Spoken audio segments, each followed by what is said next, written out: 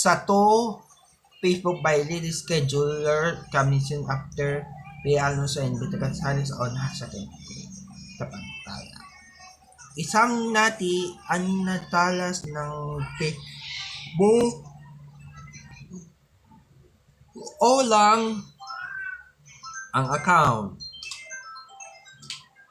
Isa pa at ito ang Facebook 3 years ang naging Facebook na ito.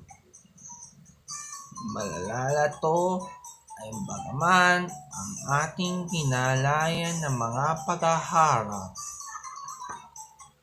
Susunod sa ulo ng mga pagtapos ang paghaharap at nagiging opisyal.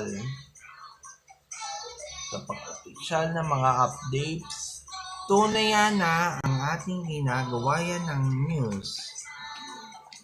Ang Facebook violating scheduler ay mapapanood na coming soon after Vita Gonzalez and Bea Alonso on hashtag NPK sa mga oras na ito.